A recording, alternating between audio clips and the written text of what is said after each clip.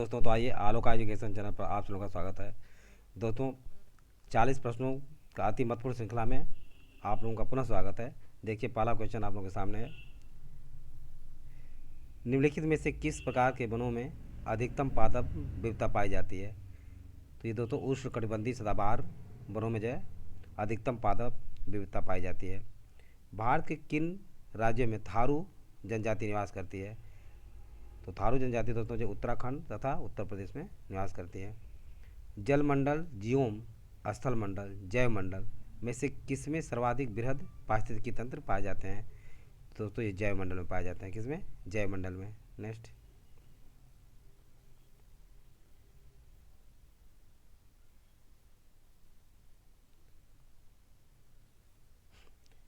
भारत में कुल तटीय राज्यों की संख्या कितनी है? तो कुल तटीय राज्यों की संख्या दोस्तों 9 है।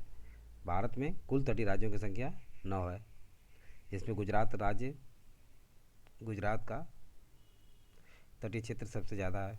फिर इसके बाद आंध्र प्रदेश का आता है। पृथ्वी की सतह का वह भाग जिस पर भूकंप तरंगों को सर्वप्रथम रिकॉर्ड किया जाता है क्या कहलाता है? अधिकेंद्र कहलाता है। Pampas, Argentina, Puszta, Hungary, Veld. Pampas Argentina, Puszta Hungary, Veld दक्षिण अफ्रीका, डाउन्स, ये डाउन्स है। भारत में से कौन एक सुमेलित नहीं है? तो डाउन्स भारत में सुमेलित नहीं है, बल्कि डाउन कहाँ पे है? ऑस्ट्रेलिया में है। कहाँ पे? ऑस्ट्रेलिया में। नेक्स्ट,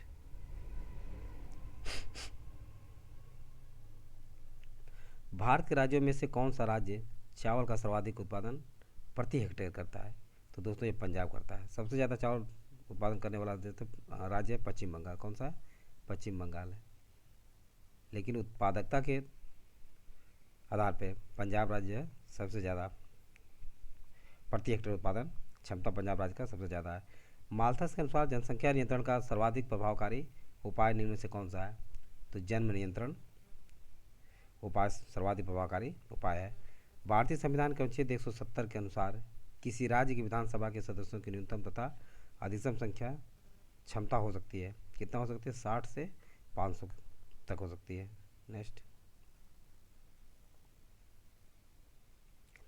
किस अनुच्छेद के द्वारा अस्पृश्यता की समाप्ति की व्यवस्था की गई है? तो अनुच्छेद 17 के द्वारा जो है अस्पृश्यता या छुआछूत की समाप्ति की गई है। प्रशासनिक सुधार आयोग 1967 जिसने पहली बार लोकपाल तथा लोकायुक्त बनाने की संस्तुति की थी। ये संस्कृति नहीं दोस्तों, संस्तुति की थी। के अध्यक्ष थे? के अध्यक्ष मुरारजी देसाई थे।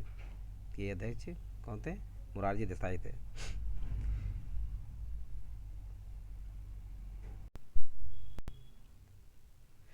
भारतीय संविधान के 70वें संशोधन द्वारा भारत के राष्ट्रपति के चुनाव में जिन 2 केंद्र शासित प्रदेशों को भाग लेने का अधिकार दिया गया है वह है कौन कौन है? दिल्ली तथा पुडुचेरी हैं। 17वें संशोधन 1992 ये हुए हैं। 17वें संशोधन 1992 के तहत कूका आंदोलन की नींव पड़ी थी। कूका आंदोलन के दोस्तों जो पंजाब में 1872 ईस्वी में भगत जवाहर मल के नेतृत्व में पड़ी थी। सुभाष चंद्र बोस का राजनीतिक गुरु कौन थे? तो CR दास जो है सुभाष चंद्र के राजनीतिक गुरु थे। Next, Ibn Battuta Morocco, Marco Polo Italy, Abdul Razzaq फारसी और ईरानी, नूनीज चीनी में से कौन सुमेलित नहीं है? तो दोस्तों जो है नूनीज चीनी सुमेलित नहीं है। नूनीज कहाँ का था? पुर्तगाल का था। कहाँ का था? पुर्तगाल का। ये नूनीज है। नूनीज पुर्तगाल का यात्री था। गुर्जर प्रतिहार शासकों में से किसकी उपाधि आदि बराह की थी? तो मिहिर भोज की उपाधि आदि बराह की थी। निम्न में से किस शासक ने विक्रमशिला विश्वविद्यालय की स्थापना की थी? तो धर्मपाल ने विक्रमशिला विश्वविद्यालय की स्थापना की थी। ये पालवंश का शासक था, पालवंशी शासक था जिसने विक्रमशिला विश्वविद्यालय की स्थापना की थी। नेक्स्ट,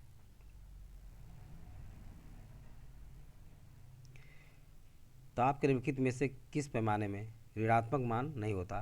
तो केल्विन में। केल्विन के ताप के केल्विन पैमाने में ऋणात्मक मान नहीं होता। मकड़ियों द्वारा उत्पादित रेशम कहलाता है। मकड़ियों द्वारा उत्पादित रेशम दोस्तों जो है गास्मीर कहलाता है। क्या कहलाता है? गास्मीर कहलाता है। समुद्री घास निम्नलिखित तत्वों का प्रमुख तथा महत्वपूर्ण स्रोत है। समुद्री घास आयोडीन का प्रमुख एवं महत्वपूर्ण स्रोत है। भारतीय संविधान के अनुच्छेद 13 का मुख्य उद्देश्य किसके संदर्भ में संविधान की सुरक्षिता सुनिश्चित करना है? तो मौलिक अधिकारों की सुरक्षिता सुनिश्चित करना है। नेक्स्ट,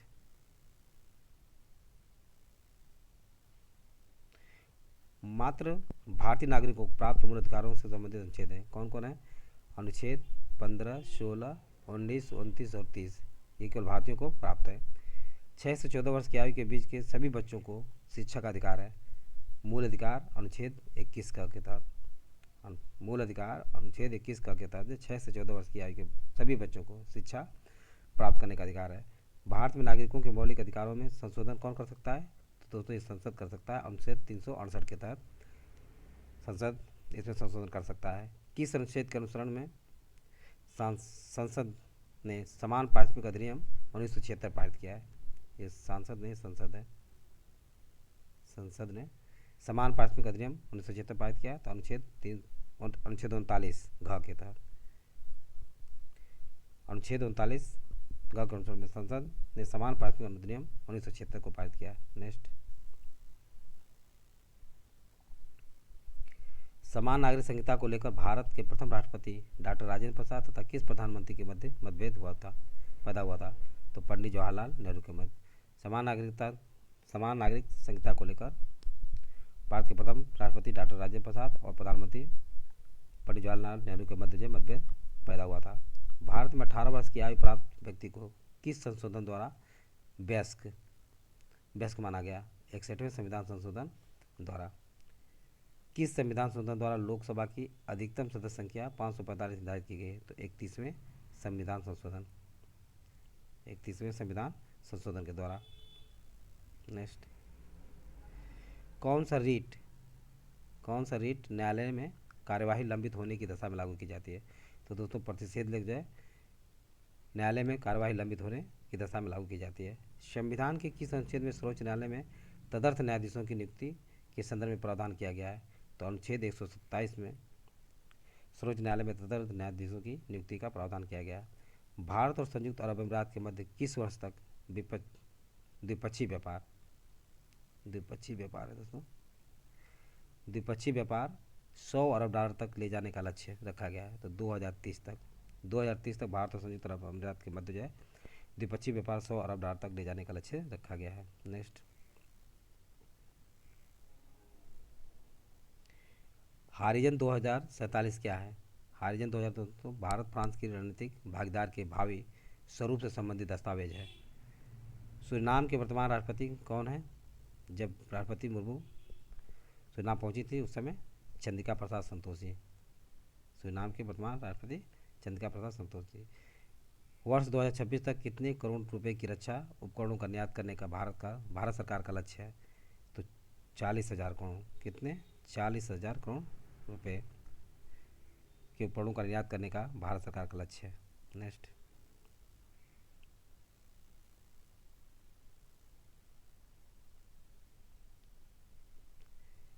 13 अप्रैल 2023 को उत्तर प्रदेश के किस पूर्व अंतर्राष्ट्रीय हॉकी खिलाड़ी को हॉकी इंडिया चयन समिति का अध्यक्ष नियुक्त किया गया? तो आरपी सिंह को। ये हॉकी के प्रसिद्ध खिलाड़ी थे और इनको जो है हॉकी इंडिया चयन समिति का अध्यक्ष नियुक्त किया गया। उत्तर प्रदेश के किस शहर में तमिलनाडु की कंपनी टेमो, ये टेमो है दोस्तों, टेमो हाउस राज्य के पहले अरोमा पार्क का निर्माण करेगी? तो कन्नौज में। कहाँ किया जाएगा? कन्नौज में किया जाएगा। प्रदेश का पहला बोन और टिश्यू बैंक, उत्तर प्रदेश का पहला बोन और टिश्यू बैंक कहाँ खोला गया? बीएचयू बनारस में। नेक्स्ट,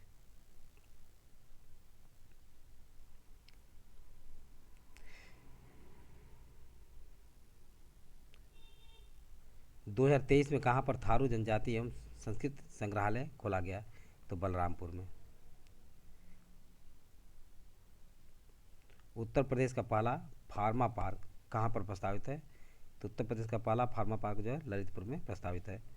उत्तर प्रदेश का वह शहर जहाँ फीफा वर्ल्ड कप 2022 के लिए ट्रॉफी और बॉक्स का निर्माण किया गया है? तो आगरा शहर में। कहाँ किया गया? आगरा में किया गया है। तो दोस्तों आप लोग को समझ में आ गया होगा। यदि वीडियो अच्छा लगा हो तो इसे सब्सक्राइब, लाइक अवश्य करें तथा अपने सगे समझे दोस्तों को शेयर करना ना भूलें। थैंक यू दोस्त, नेक्स्ट वीडियो में मिलेंगे।